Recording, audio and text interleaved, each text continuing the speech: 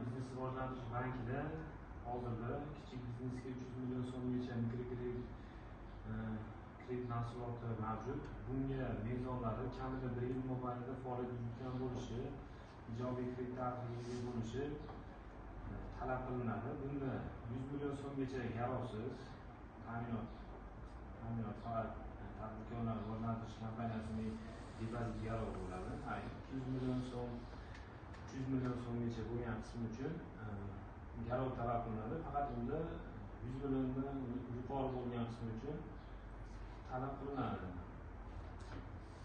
Buning kreditni foizi tuman toifalariga bo'lingan holatda 5 ta toifaga bo'lingan. 19% dan 23% gacha ajratiladi. Bunda Qo'rg'ontepa tumani toifasi 3-toifa bo'lib, bu 21% dan ajratiladi. Bu 76 oygacha berilyapti, 24 oy imtiyozlari bilan kichik tadbirkorlik subyektlariga. Bu ham faqat 1 milliarddan oshmagan bo'lishi kerak. Apparotlari bular hammasi kichik tadbirkorlik subyektiga kiradi.